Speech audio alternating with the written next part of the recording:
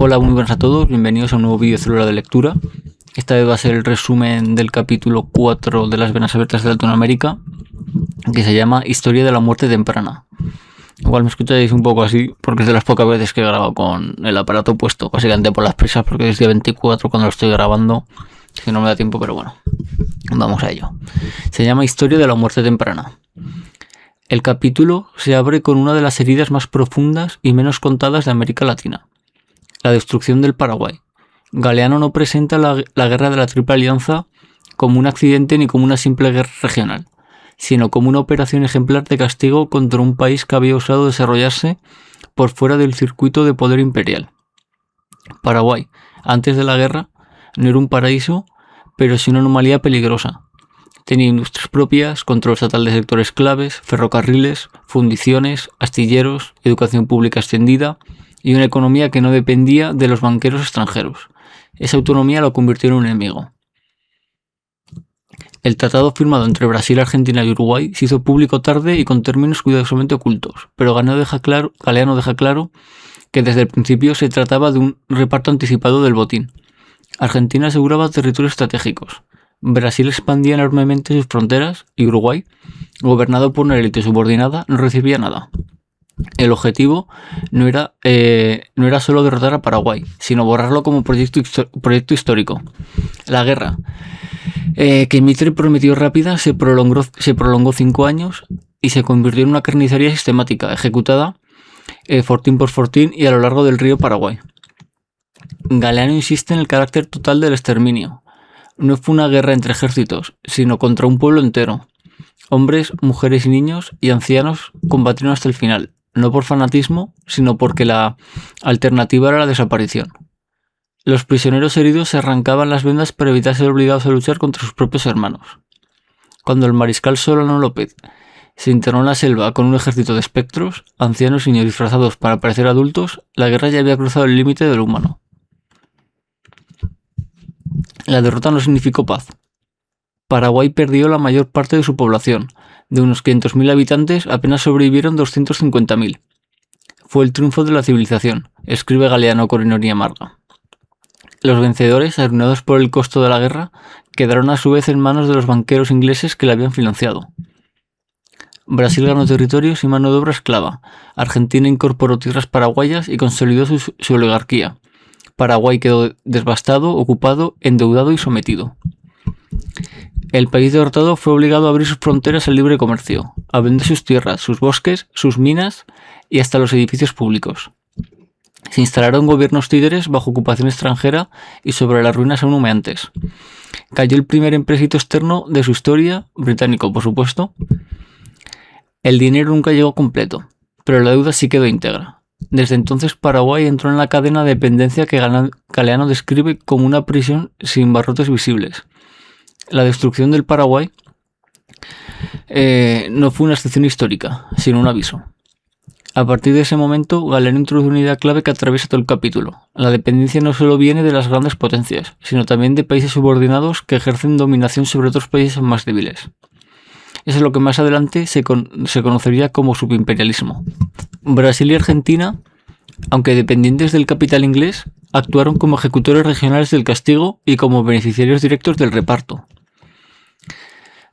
Brasil salió de la guerra con enormes extensiones de territorio paraguayo y con miles de esclavos capturados, incorporados a su sistema productivo. Argentina consolidó su control sobre tierras fértiles y reforzó el poder de la oligarquía porteña, que desde Buenos Aires organizaba el país de espaldas al interior. Uruguay, reducido a un papel secundario, quedó como satélite político y militar. Ninguno de los vencedores obtuvo independencia real. Todos quedaron más endeudados que antes y más sometidos a los bancos británicos. Galeano subraya que el costo de la guerra fue tan descomunal que los países triunfadores necesitaron préstamos externos para pagarla. Así, la masacre de Paraguay terminó beneficiando doblemente a Inglaterra, primero eliminando un foco de desarrollo autónomo, después endeudando a toda la región. La sangre derramada se transformó en intereses bancarios. La guerra, lejos de liberar a nadie, reforzó la red de dependencias. Paraguay, mientras tanto, quedó reducido a una colonia de colonias. Tras la ocupación militar, llegaron los tratados comerciales desiguales, las concesiones mineras y forestales, la venta masiva de tierras públicas el Estado paraguayo perdió su base económica y su capacidad de decisión. El país que había producido sus propios barcos, armas y tejidos pasó a importar todo lo que necesitaba, pagando precios que no podía sostener. Décadas más tarde, esa estructura no había cambiado. Bajo la dictadura de Stroessner, Paraguay se convirtió en un enclave estratégico para Estados Unidos en el Cono Sur. Bases militares, asesoramiento policial, represión interna y contrabando institucionalizado definieron el nuevo orden. El país funcionaba como un corredor de mercancías ilegales, un refugio para capitales y un laboratorio de control político. El desarrollo seguía siendo imposible porque la función asignada sigue siendo la misma: obedecer y servir. Galeano deja claro que este mecanismo se repite en toda América Latina. Las naciones más grandes ejercen presión sobre las más pequeñas, pero todas responden a un centro externo. El poder se distribuye en capas, pero la cúspide siempre está fuera del continente. Así, la historia de la muerte temprana no es solo la del Paraguay, sino la de una región entera atrapada en un sistema donde incluso las victorias son derrotas disfrazadas. Con la guerra terminada y el país ocupado, Paraguay dejó de existir como sujeto económico. La derrota militar fue solo el primer paso de una transformación más profunda y duradera. Galeano describe cómo, sobre un territorio devastado y despoblado, se impuso un nuevo orden que no buscaba reconstituir lo destruido, sino reorganizarlo para el saqueo. El Paraguay, que había tenido tierras públicas, industrias estatales y control sobre sus recursos, fue convertido en un mercado abierto, sin defensas y sin capacidad de decisión. Las tierras que antes pertenecían al Estado pasaron a manos privadas a precios irrisorios. Grandes extensiones fueron vendidas a empresas extranjeras o intermediarios locales ligados al capital inglés. Los bosques, las minas y hasta los edificios públicos fueron rematados para pagar una deuda que el país no había contraído para desarrollarse, sino para sobrevivir a su propia destrucción. El primer empréstito externo paraguayo ha sido una guerra impuesta y desde el principio estuvo marcado por la estafa. El dinero llegó mutilado, pero la deuda quedó completa, con intereses intactos. Galeano muestra que la deuda no fue un instrumento de ayuda, sino una forma de dominación. A través de ella se dictaron políticas, se impusieron gobiernos y se bloquearon cualquier intento de recuperación autónoma. Paraguay quedó atrapado en una espiral en la que cada préstamo generaba nuevas obligaciones y cada obligación justificaba nuevas entregas. El Estado dejó de ser un organizador del desarrollo para convertirse en un cobrador al servicio de acreedores externos. Este proceso no fue exclusivo del Paraguay, pero allí se dio de forma extrema y brutal. La ocupación militar se prolongó durante años, y bajo su sombra se consolidó una clase dirigente subordinada, dispuesta a administrar el país como una finca ajena. La soberanía se redujo a una formalidad. Banderas, himnos y discursos convivían con una economía completamente intervenida desde fuera. El país había sido destruido por desarrollarse demasiado. O sea, el país que había sido destruido por desarrollarse demasiado quedó condenado a no desarrollarse nunca más. Cada intento de reconstrucción chocaba contra la falta de recursos, la presión externa y la dependencia comercial.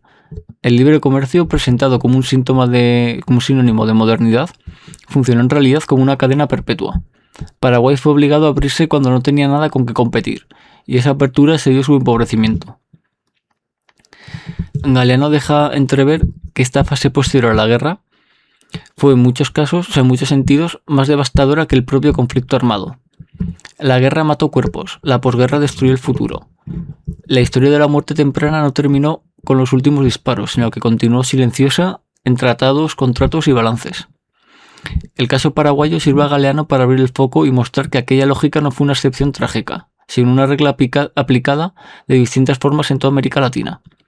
Tras las independencias formales, el libre comercio fue impuesto como dogma incuestionable, presentado como sinónimo de progreso, civilización y modernidad.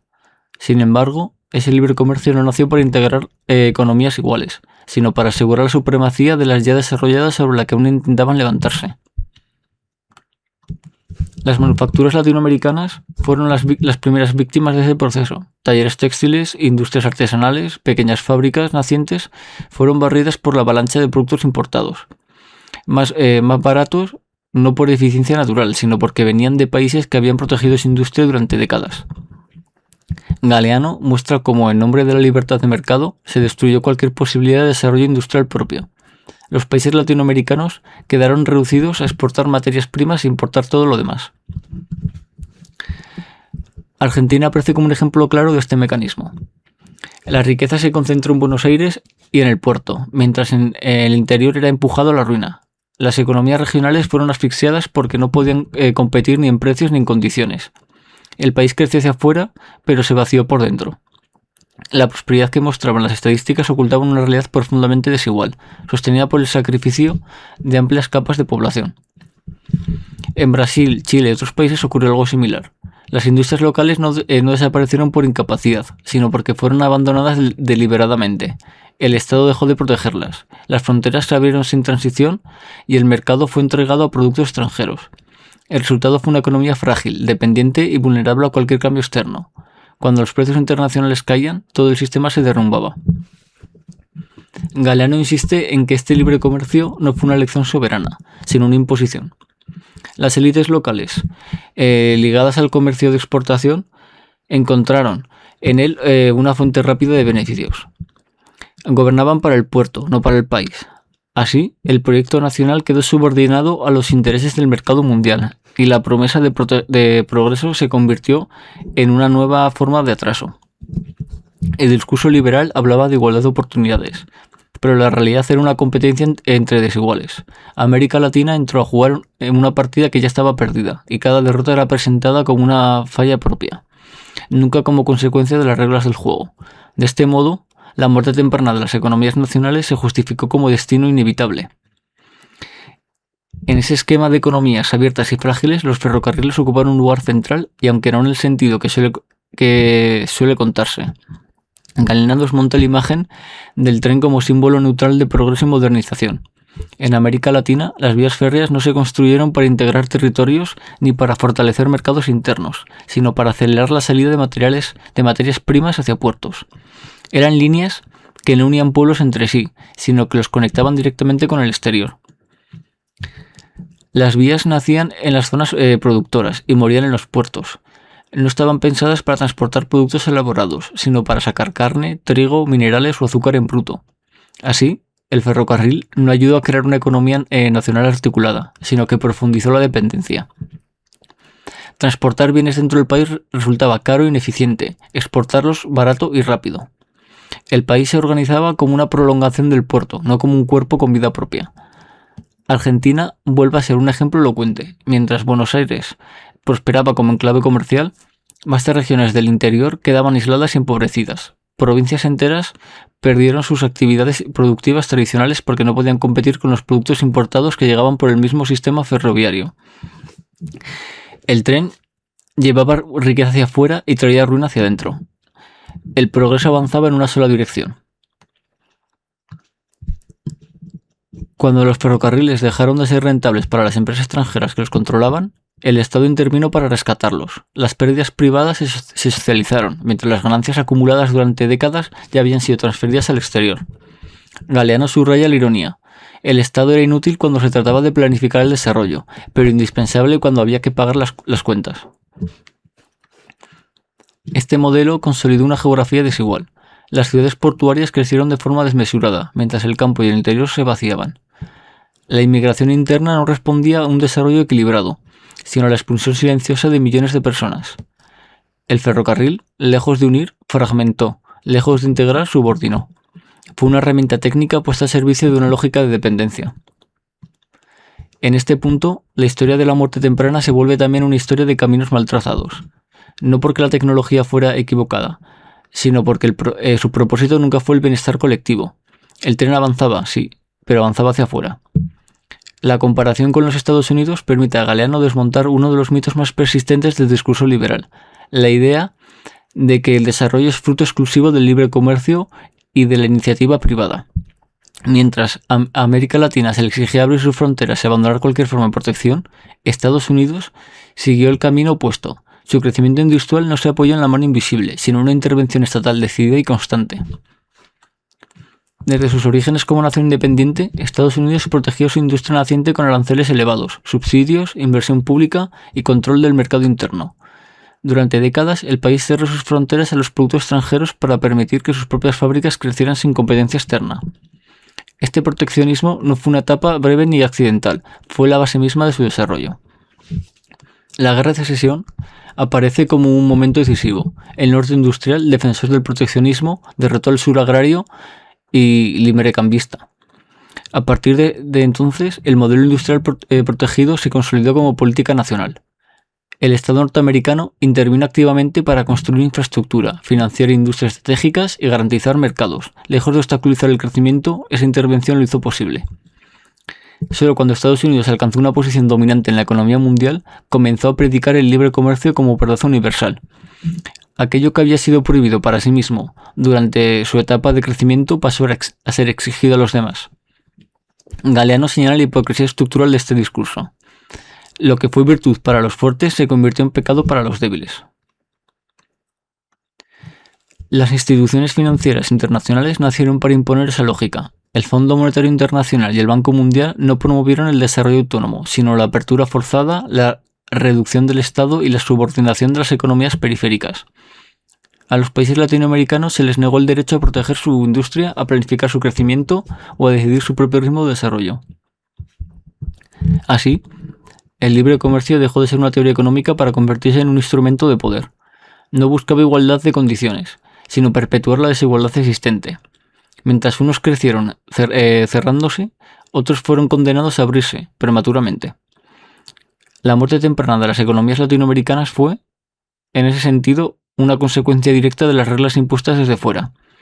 Con todos estos elementos sobre la mesa, la historia de la muerte temprana deja de ser una suma de tragedias aisladas y se revela como una lógica coherente. América Latina no fracasó por la incapacidad ni por falta de recursos, sino porque fue incorporada a la economía mundial en una posición subordinada desde el inicio. Sus economías nacieron condicionadas, orientadas hacia fuera y privadas de los instrumentos necesarios para crecer por sí mismas. La comparación final con los países centrales deja al descubierto la falsedad del relato dominante.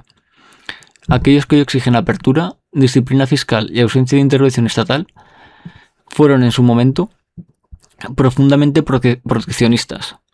Construyeron su industria detrás de muros arancelarios, utilizaron al Estado como motor del desarrollo y solo defendieron el libre comercio cuando ya no tenían nada que temer de la competencia.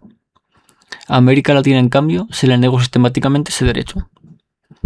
Galeano muestra que su desarrollo no es una etapa previa al desarrollo, sino un retraso histórico que el tiempo corregirá por sí solo. Ni un retraso histórico que el tiempo corregirá por sí solo. Es una condición producida activamente por un sistema que necesita periferias dependientes para sostener centros prósperos. La riqueza que no llegó a madurar fue arrancada antes de tiempo. Las economías que no crecieron fueron podadas desde la raíz. La muerte temprana, entonces, no pertenece solo al pasado. Sigue ocurriendo cada vez que se impone un modelo que privilegia la exportación de materias primas, la apertura sin defensas y la subordinación financiera. Cambian los nombres, los discursos, las instituciones, pero la estructura permanece. Mientras esa estructura no se rompa, la historia seguirá repitiéndose y las venas de América continuarán abiertas. Vale, con eso terminamos el capítulo 4. Espero que os haya gustado el resumen. Y durante la semana que viene el último capítulo. Y después el siguiente libro, ya lo voy comentando aquí, aún así lo comentaré también en el último capítulo del libro de será el manifiesto comunista. Y bueno, espero que os haya gustado el vídeo.